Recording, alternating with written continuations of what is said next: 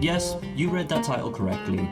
I don't think Hellblade 2 should be a game. Oh, so you're dunking on Hellblade 2 like every other YouTuber? No, not exactly. I never said I didn't like Hellblade 2, only that I don't think it should be a game. So let me get this straight. You don't think Hellblade 2 should be a game, but you didn't hate it? That's correct. Okay, then what do you mean it shouldn't be a game? Allow me to explain. Her story is not written. There is always a choice.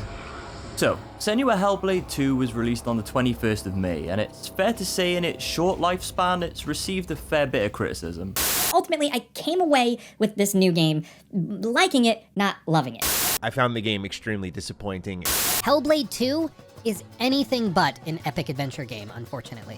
Yep, YouTube's really been having a field day with this one. But this video won't be focused on shitting on Hellblade 2 because, honestly, I quite enjoyed it. That's not to say that I won't mention its flaws, because let's be honest, there are a fair few of them. But I'll also be highlighting the good things and the stuff that I liked as well. With that being said, let's begin. Senua Hellblade 2 tells a story centering around the power of choice. The story starts with Senua on her quest to put an end to the slavers who destroyed her village and killed her partner. Senua is purposely captured by the slavers in an attempt to infiltrate their stronghold and free her fellow villagers from their captor. While on the slavers' boat, a storm rages and wrecks the ship, causing you to wash ashore and begin the game. After a bit of wandering, you cut down a few low-level enemies and encounter the first boss fight. And this is where my first issue with Hellblade 2 crops up. The combat is insanely bland, and not only that, it's terribly explained. Rather than having the game combat progress throughout your playtime, they instead decide to just throw the full extent of combat at you right from the first fight. Although I suppose to be fair, there really isn't all that much to explain, but even so, they did a poor job. Throughout the entire game, enemies are served up one at a time, and to overcome them you have to use a mix of parry, dodge and attack. And despite a few enemies that blow fire, combat never changes or evolves. This means after getting to grips with the basics during the intro, you're ready to take on the entire game with little to no difficulty jump. The first boss and the last boss provide a near identical challenge. Honestly, the only difference between the first and last boss is the length the fight takes and the actual enemy you're facing. In fact, I honestly think that the combat system in the second game is significantly worse than the first one. In Senua's Sacrifice Hellblade 1, boss fights were considerably more intriguing, puzzles weren't quite as step-by-step, and in the later stages of the game you got to fight multiple enemies at the same time, which led to an insane grand finale where you're forced to fight to the death. This meant that although combat was far from perfect in the first game, it did remain fairly interesting and ramped up in difficulty the further you progressed. I just wish I could say the same about Hellblade 2, but unfortunately, I can't. Personally, I think they should have done something like introduce a new weapon, maybe like a bow, or potentially just some type of new game mechanic. By doing something like that, they could have easily added another dimension to combat and puzzles, which was seriously lacking in this game. After putting a sweet Scottish beatdown on Thorgester, you make your way to a local village that's been ransacked by an enemy known as the Draugr. Nope, not those Draugr, these Draugr.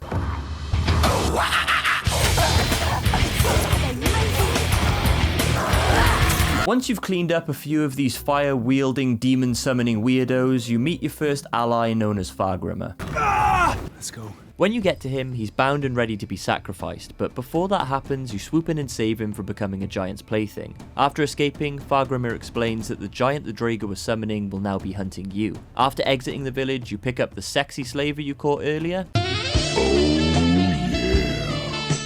and you and your ever-growing band of merry men decide to get to higher ground where it's safe. But before you can get to higher ground, the newly awakened giant chases you down, gives you some stank eye, and then hits you with this zinger.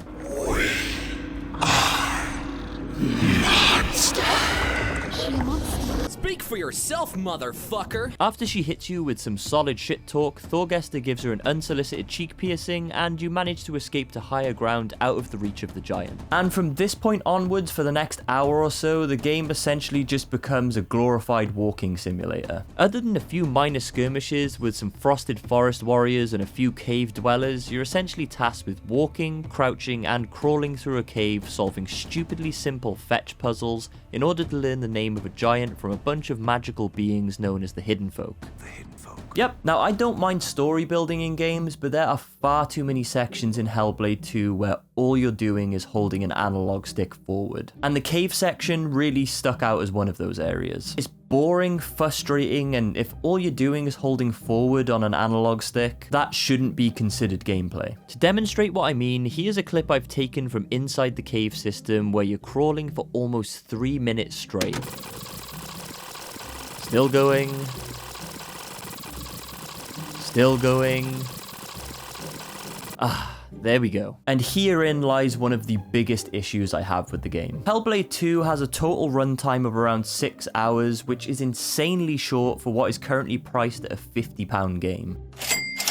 And of those 6 hours of gameplay, I feel like you could easily cut down a couple hours by just getting rid of some of the game's bloat. If I was to break the game up into sections, I would say it's about 50% walking, 40% cutscenes, and really only 10% between combat and puzzles. Which, I don't know about you, but I would like a little bit more game with my game. Now, I know so far it sounds like all I've been doing is complaining, which is because I have. But as much as I hated the length of this section of the game, when I did find my way to the end of the dragged out cave section, Senua Hellblade 2 showed me that what it lacks in gameplay, it fills with something else. What I'm referring to is the sound design, scene building, and the atmosphere that the game creates. The scene I'm about to play blends stunning visuals, incredible music, and a perfect blend of dialogue between Senua and the voices in her head. Not only that, this section manages to provide depth and backstory to the giant you're hunting, allowing you to sympathize for her and actually feel something for the enemy you're hunting. And this culminates into what I think is possibly one of the most beautiful and well put together cutscenes I've seen in a game for a really long time.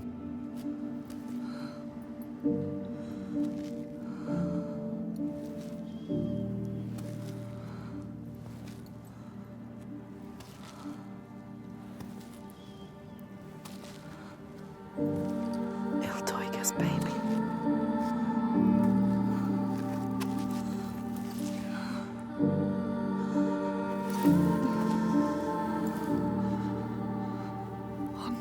Iltoiga's real name.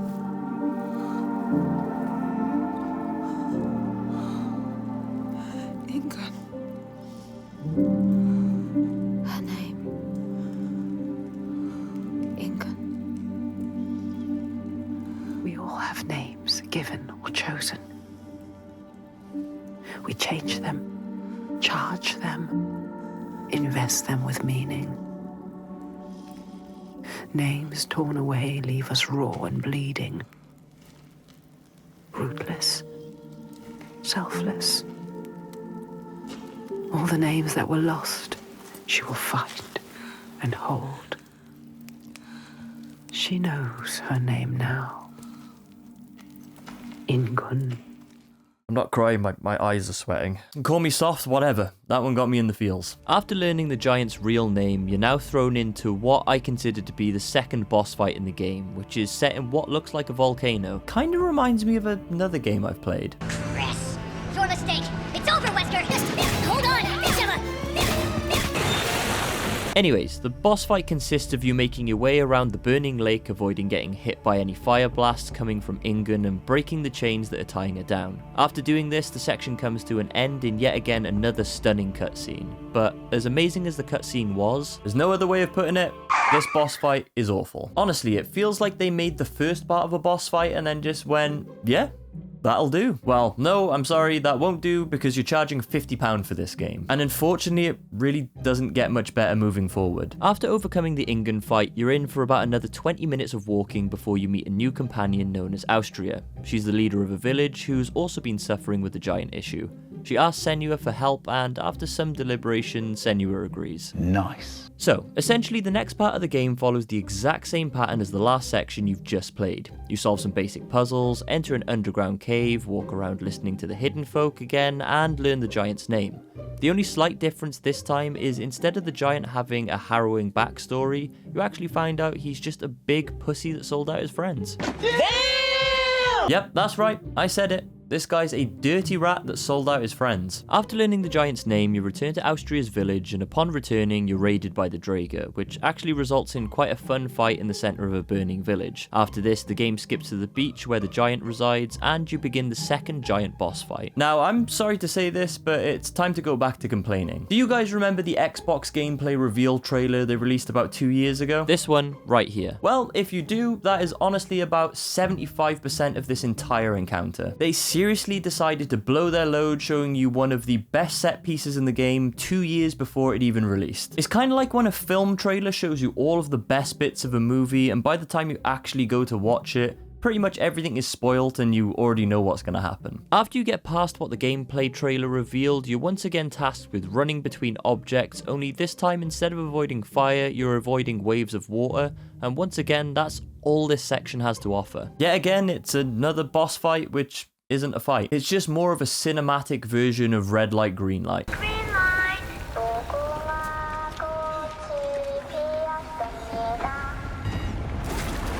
After this, we're now entering the end game, and it's time to go and pay a visit to Thorgaster's nasty slave-owning pappy. Now, up until this point, every single boss encounter had been incredibly underwhelming, but I couldn't help but get my hopes up after Thorgaster delivers this juicy bit of dialogue. The biggest fight is ahead. The giant of Borgavarki is strong. We are But I believe in you. Fuck yes, I was ready, and I thought to myself, surely this last boss fight is going to make up for all of the other underwhelming experiences we've already had, right? Right? Wrong. But before we get to that fight, Senua and a band of merry men and women have to make their way through a haunted forest. Sounds cool, right? Well, it's not. Again, this section is massively underwhelming. Nothing really happens, and it just feels like another section of filler to pad out the game. The only unique thing about this section of the game is the ability to choose one of two paths. You're tasked with either safely guiding Fargrimr or Austria through the forest, leaving the other member of the group to face the horrors of the forest alone. Spoiler alert, it makes no difference what choice you make. No matter who you pick, both characters get through the forest fine, and the story doesn't play out any differently. Which begs the question, why make such a big emphasis in this game about the power of choice when there's only one section in this game where you get to make a choice? And no matter which path you take, it makes literally no difference. I don't know, just seems a little bit silly to me. After spending 15 minutes getting through the haunted woods, you finally end up in the final location, and along with Thorgaster, you walk through the encampment. You reach the doors of the main longhouse, and just before you meet the main man himself, you're hit with this fruity bit of dialogue. We know what's coming. His father. What? Yeah, boy. All jokes aside, this meeting goes about as well as you think. Like, seriously, look at this guy. One ugly motherfucker. Does that look like the face of forgiveness?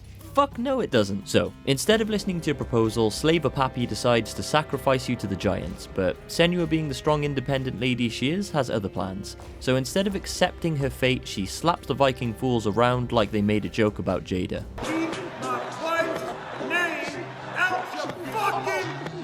After seeing you clean up his soldiers, Pappy realizes that if a job is to be done properly, you have to do it yourself. So he decides to treat Senua to a taste of her own medicine. At this point, Thorgaster steps in and tells Pappy it's not okay to hit his new girlfriend, and Senua goes into a dream state where the hidden folk tell her Pappy's backstory. Turns out he's manipulated people and summoned the giants to rule with fear like every good leader does. Once Senua awakens from the dream state, you witness Pappy kill Thorgaster for disobeying him, and this is when the final fight begins. Now, I'd love to say that this is an epic last battle and the game provides something more than it's already done, but unfortunately I can't because it doesn't. You're in a clouded circle where you go through a long, drawn-out parry-hit, set animation progression. Once you've done this a few times, you manage to beat the god power out of this gross-looking fool, and you're left with a fight which is weirdly reminiscent to the beating Wendy gives Cartman in South Park.